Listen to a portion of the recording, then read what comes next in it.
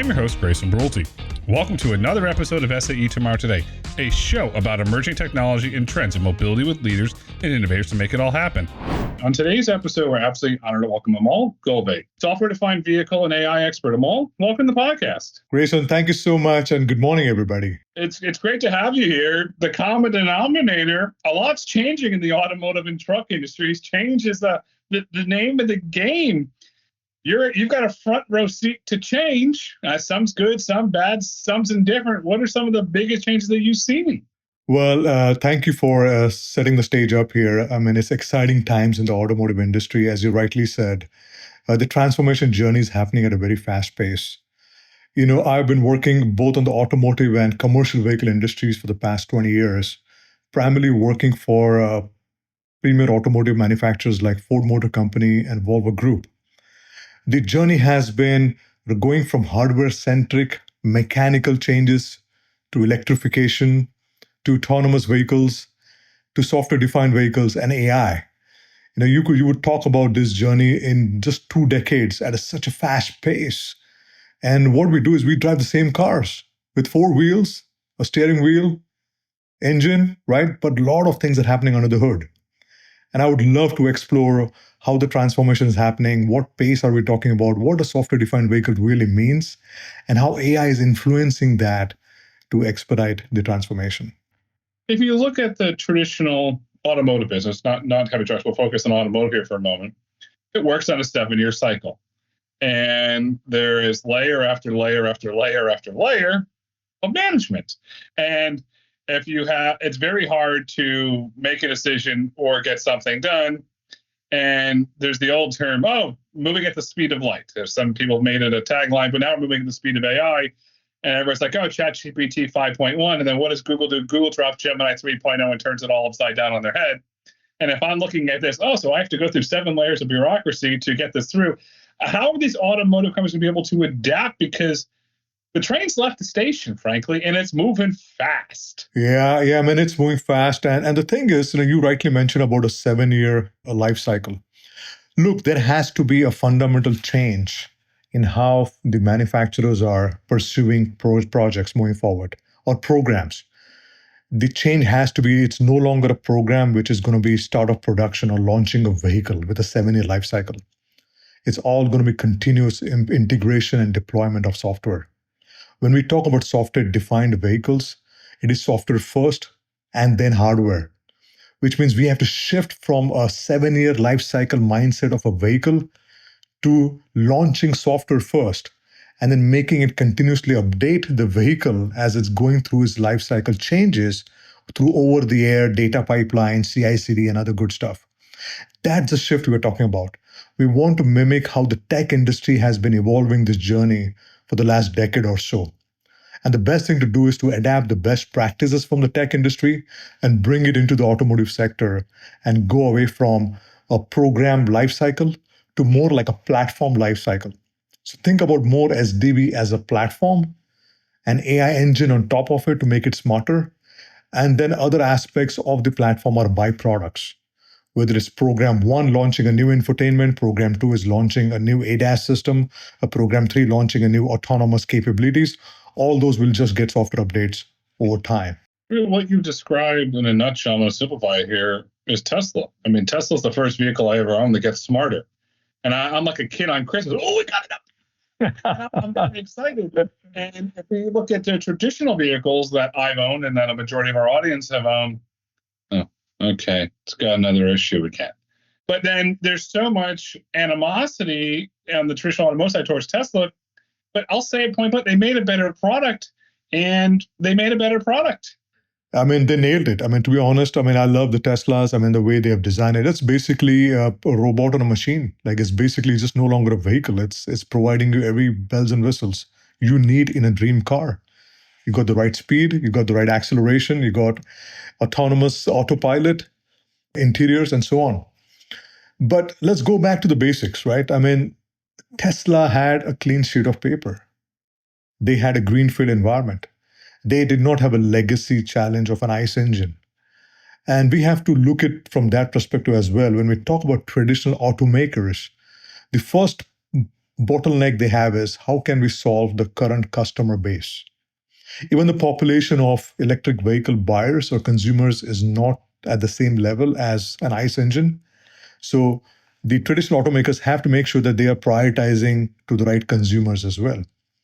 So they don't have a clean sheet of paper. They have to address those bottlenecks. They have to create a strategic roadmap which fits into their pipeline, their investment strategies, and also the production lines. The likes of Tesla's, the likes of Rivians, and the new automakers who are coming up with these new startup companies like Slate and others, they're going to do it right because they got to do it right. They got the clean sheet of paper to do it. But I'll sit here and I would take the opposite approach. That if you look at the balance sheets, you look at the cash flow, you look at the investments, it's all public data. Why not just blow it all up and build something from the ground up? Because if you look at traditional auto manufacturers that wanted to quote unquote electrify, they took existing platforms and built a top of them. And look at Cox Automotive data, look at Experian data.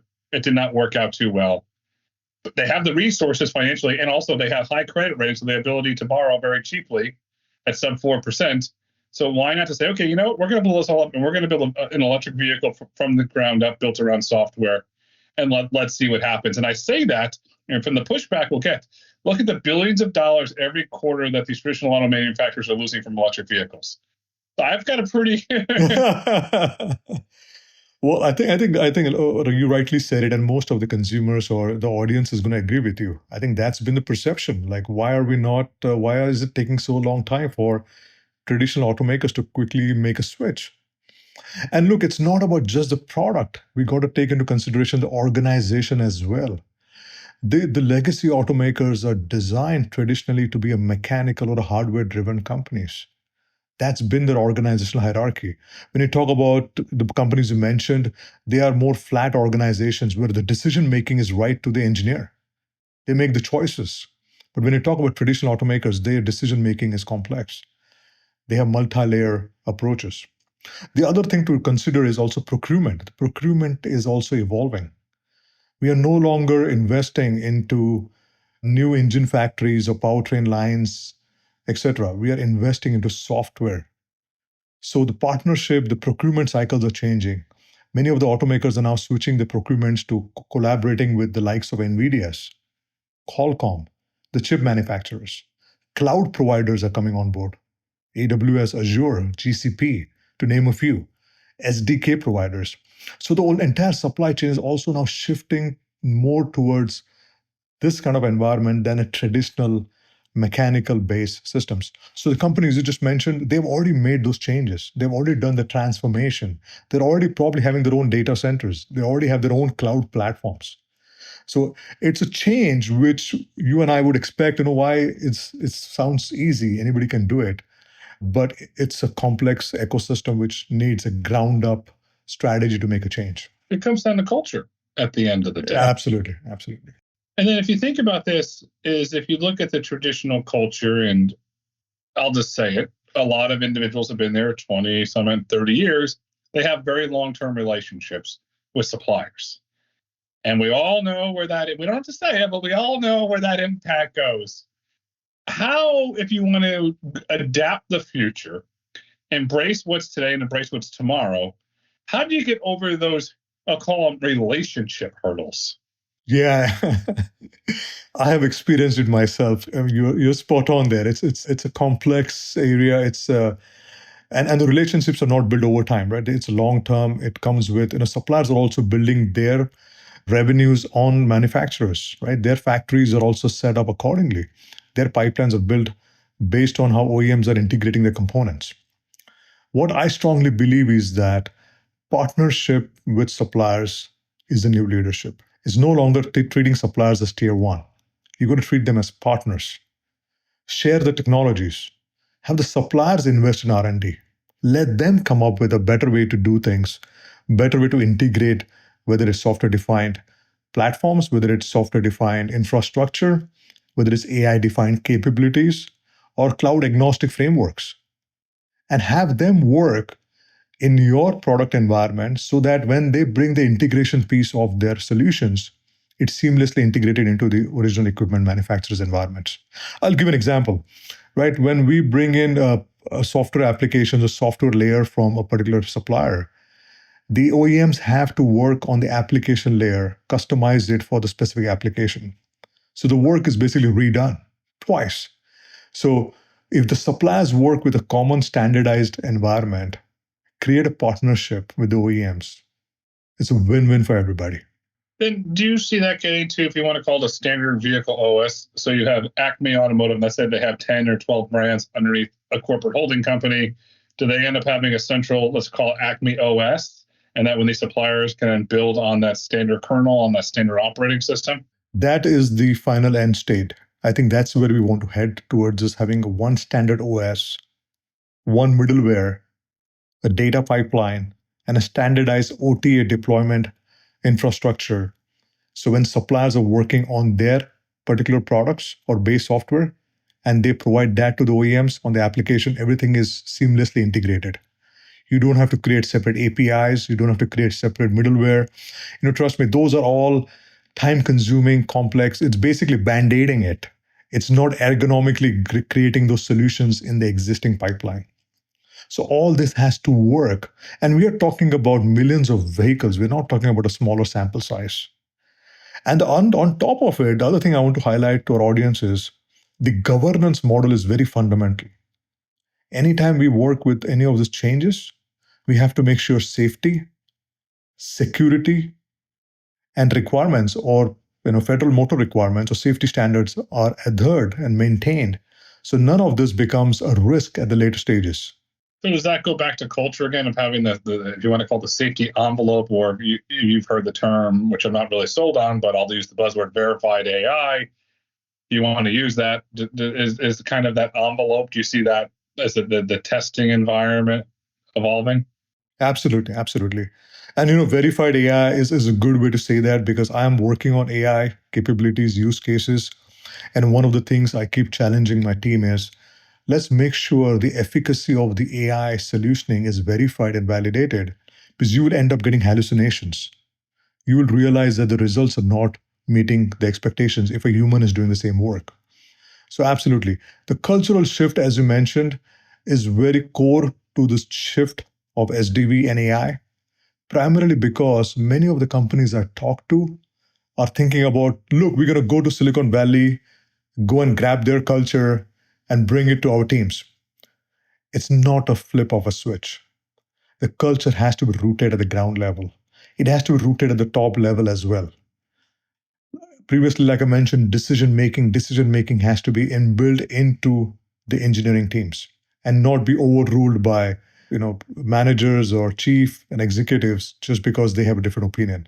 I think those are some of the elements. And the other aspect to cultural change is also organizational shift. The traditional way of working in a matrix organization is probably evolving. I wouldn't say diminishing, but evolving over time as more flatter organizations are becoming more successful and leaner in decision making. That's a valid point. And then you know this very well. If you're a traditional automotive executive, you've got a big whiteboard and you've got the word COST written on it, and you've got it underlined and you've got it bold. Cost. I've talked to some executives over the years. They go down to the penny to the micro penny to cut cost. And I'm bringing that up because I want to stay in the AI theme here, where there is a lot of controversy and debate around the Ernie models, the Quen models, the DeepSeek models, where US companies are using China-based models. I'm the weirdo. I played with them. And so I've read the terms of use. The data is held in China. So obviously we know where that goes. But the cost, if you're paying $4.10 a token versus 10 cents a token, that's a big shift. And yes, models are starting to use it. Airbnb has publicly talked about using Quen models. NVIDIA is now using Quen models. But for automotive, when you go back to the safety envelope, we don't even have to get into all the potential political safety issues there. So how do you overcome cost versus performance when you're embracing this new technology under the guise of national security and safety? Absolutely. I'm also a recipient of the Quen and other models, actively using it. I will define AI into two stages. One is your physical AI, which is your vehicle. Another is the cloud AI, where most of the analytics, pre-processing of the data is happening. Both are working in a different environment. When we talk about physical AI, that is where we are looking at high-performance compute platforms, which are basically powerful machines, which will use the computing power to make decisions real time when it comes to autonomous vehicles and things like that. Now, this sounds nice, fictitious, nice to have in a vehicle where the vehicle is making decisions for you. You're just hands-free riding it, but the cost becomes a bigger challenge. And the reason the cost is high in those vehicles is because the vehicles are not designed, or the architecture is not designed to adapt to those high performance compute, because it needs to have an architecture change, which means you need to have the right battery management system, a thermal management system, the right wiring environment, and so on. The list can go on forever. And hence my previous statement about going from a traditional automaker to a next generation SDV platform, you need that electrical architecture change as an incremental step. Once you bring that in, then cost becomes a moot point. Then everything is on a standard platform. You are able to get a more value out of your components and more volumes. When it comes to the cloud AI, it's already happening as we speak. Many of the companies have already invested into cloud infrastructure, data centers, creating data pipelines, collecting data. Now, where the issue, to your point, is about governance and security and national security is you and me. How much of data you want to share or you want a vehicle to know about your driving behavior, about your user experience, what kind of restaurants, what kind of places you like to go. Do you want that data where you go? Where do you want your family to know where you go every day after work, which bar? I mean, those are all privacy information which the consumers are not ready to share until they trust the system. And that trust system comes with a cultural change and a governance model. Okay, so yes, you are right, but here's the question: do consumers even really know what they're sharing? Because I could sit here and argue that they have no idea truly on how much they're sharing telemetric data. Exactly, because I've made the argument many times. I have several friends that are going through, I'll say, complicated life situations, and I've made the argument many times that data is going to get subpoenaed at some point. It's going to happen. And it's going to happen. Because there's not precedence in the courts yet. I think that's where the government will come in at some point, or organizations like SAE. They play a foundational role defining standards, defining protocols on what kind of data can the manufacturers actually receive, process it, and act as a filtering system rather than, because the consumers are going to be natural. They don't want to spend time saying what information I need to pick and choose. We are going to just be driving the vehicle. We'll be using the information. It is organizations or government affiliations, they have to step in and say, you know what, let's put a filter in there to make sure that we're not exposing the entire information of a particular consumer and putting their life at risk. When do we get to the point where we saw it in the European Union where the right to be forgotten around the search data? When do we have the right to be forgotten on automotive data? Because you and I can make a very valid argument that it's actually more personal in some ways, the automotive data, than your search data. Yeah, there's never a good time until somebody runs into an issue or there's a bigger accident or somebody's life is at risk. Unless those kind of circumstances don't arise, I think we don't know when that situation is going to come here. You're right. There is a lot of unknowns if you look at it, and then traditional automotives have a lot of lawyers and they're very risk adverse. So you have you and I asking the frontier questions around the unknowns. Okay, that's fun. But then you have the legal department, but yet the consumer saying, I want this, I want this, I want this. So how do they find that, if you want to call it that balance between what the consumer wants, where the non-traditional OEMs, those Tesla and Rivian, are going that way? How do they find that middle ground or that balance to embrace without getting too close to the line? Yeah, that's a great comment there. The rules and the regulations around automotive are very strictly defined, especially when it comes to FMVSS and NHTSA. Many OEMs abide with it. Now, when it comes to exceptions, like the likes of Tesla and the Rivians and other OEMs, they are pushing hard to get exceptions in some cases, like testing autopilot. But the challenge with these vehicles is their volumes are not to the level of a traditional automaker, right? So traditional automaker has to, if they are going to go and implement, say, level 3 or level 4 capability through over-the-air update, or say an advanced ADAS capability feature through over-the-air, through millions of vehicles, they have to go through the legal route. They have to make sure the security aspect, the safety aspect, any risk coming from those changes are all verified, validated before the end consumer uses it, because the sample size is large as compared to the automakers we're talking about, especially the startup companies. Once they go into the same sample size over years, in the coming years or the decades, they're going to go through the same issues. The lawyers are going to come back and say, you know what, your vehicle's used around 1 million plus users. You got to be cautious. If one fails, you're in a lawsuit. So they haven't seen those bigger impacts. The other thing about the regulations is that it creates a structured way to verify the risk in the development cycle, being more proactive than reactive. So that's how I see it. When it's going to happen, the co-CEO of Waymo has been out there publicly. This is public. She said it in multiple interviews over the past couple of weeks that at some point a Waymo will kill somebody. I'm not saying that hypothetically. It's on the public record, and she has publicly stated that. If you look at a traditional OEM, how do they react when one of their advanced vehicles kills somebody? Do they stop and say, "Oh, okay, this program's over. We're going to throw it under the bus," or do they continue? And I say that if you look at, and this is unfortunate, traditional vehicles do kill people. There's NHTSA data, unfortunately, for that, and that they continue to make vehicles. How do you think they react when that unfortunate situation happens? Yeah, I don't want to get into a specific brand here or manufacturer, but in generalized way, I would say that every OEM is looking at that incident very seriously. They would potentially stall the program to find the root cause instead of letting the vehicles operate to find more failures and then perform a root cause. I think they would focus more on solving the problem, getting to the root level, and then getting that fix in through either a campaign so that that same issue doesn't get repeated. That would be the first approach many of the traditional OEMs would make. I'm not going to name any of them, but that's how historically I've seen it, and I've been working in the same culture, because that is very personal to the manufacturers. They want to, their KPIs are 0 accidents, 0 defects, 0 incidents on the road. And if any of those things happen, it affects their goals. And finding root causes is a tough job. It's not that you can right away recreate that scenario and solve the problem. And that's where software-defined vehicle and AI comes into the picture.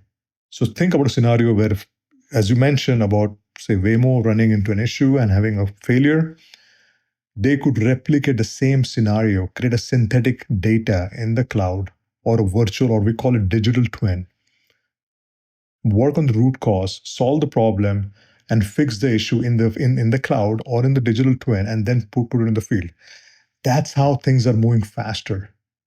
So the repeatability of the issue is no longer that, okay, I'm going to wait for another accident to happen and then we're going to solve the problem. No, we're going to recreate that quickly, solve it, and get things out. So that dynamics has changed. If you look at Waymo's culture, we've seen, if you want to call it traffic incidents, nothing deadly or nothing, just traffic incidents. And then an hour or two later, they push out an update and it's fixed.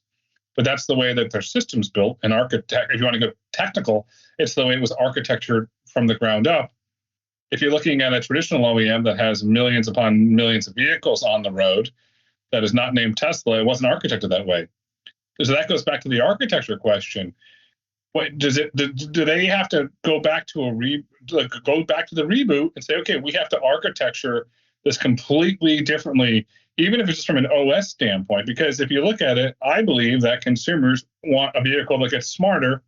They don't want a vehicle that gets dumber these days. Exactly.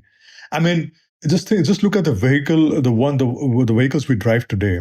They have probably 100 plus electronic control units, which are the small computers, as you know, which makes decisions for each of those applications, whether it's steering, braking, so on. Any updates or fix coming through over the air has to go through many of those ECUs, avoid latency, make sure, and by the time those changes are happening, there's another version of the software getting released or being worked in parallel, right? So you're always working in a continuous integration, continuous deployment environment, a CI/CD workflow. But then those software updates have to go through all this heterogeneous environment of ECUs, which just makes things complicated. And hence the shift from an electrical architecture of traditional OEMs going from 100 plus ECUs to more of a centralized computing platform, which brings the numbers down to a very significant number. I don't want to give a number out, but it reduces that complexity so that then you can control each ECU to basically provide a specific information to that application. And then the updates are very seamless. That's what Rivian and Teslas are already built on. They're able to control that information. They're able to navigate that information right to the actuation of the specific application, whether it's braking, steering, tires, airbags, wipers, etc. Then going back to the supply chain, so the over-the-air updates, what role do you think the tier ones and the tier twos, et cetera, are going to try and have in the over-the-air updates? Are they going to try and have a say? Because they say component A, component B, component C was manufactured by me. Whoa, there could be a liability issue there. You're not going to push a software update without my permission. Are they going to have a say? And if they are, how is that going to be balanced? Because at the end of the day, yes, you have a business, but it's the consumer that's voting with their wallet. If you're not going to give this to them, they're going to go to a different manufacturer. Exactly. I mean, there is a shift happening as we speak. The manufacturers, the OEMs are focused more on creating the software in-house. That's been the focus to avoid exactly, as you said, the tier ones don't want to take the ownership or the liability of something gets released and then gets pushed over the air without actually being verified. Because what happens is when a tier one provider provides that software, it has to be verified at a system level. It has to go through the entire recycle of software development to make sure the integration is in the system level. Without verifying that, if you release that software into the production or to a consumer, it's like a phone getting frequent software updates, reboot updates, right? You're going to continuously get the vehicle just rebooting every time you're driving it. You don't want that.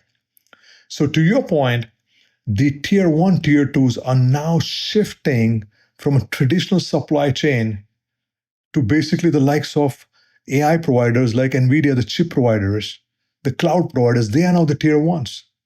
They're hosting data, they're using the software data, they're able to work with the original equipment manufacturers to use that information, work in the CI/CD environment, and deploy it by using all the verification validation tools they have. And then bringing in safety and security, especially cybersecurity, because of the privacy of information, both on the manufacturer side as well as the consumer side. When you look at, if you want to call them the chip suppliers or the new tier ones, when you read some of the terms of use that comes along with their data sets, there are some very interesting, I'm not going to name names here, and the data is publicly available if you do your research, where if you're going to use, let's call it Acme Chips data, just going to call them Acme Chips data, you can only run it on Acme Chips hardware. You contractually legally give Acme chip company the ability to audit you to make sure you're only running it on their hardware. That to me says, okay, there's competition brewing in the market where you're trying to lock somebody in. And if you look at automotive and the chip suppliers, Qualcomm, for example, has been very public. Their CEO is out there with the Snapdragon digital chassis trying to build their automotive business. ARM has been out there for years. Renee's been out there building their business. Micron from the RAM perspective, and obviously then you have NVIDIA. And you and I know you're going to have other chip startups, other manufacturers that are going to come up. Somebody cuts a deal with Taiwan Sem and they build something.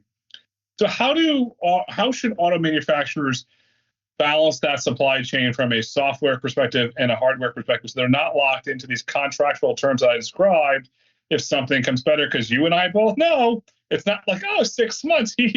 No, it's a 7-year slog if you want to use traditional terms that you're locked into. Oh, you're spot on, man. I mean, I'm working with many of those, as you mentioned, and I work with the same culture.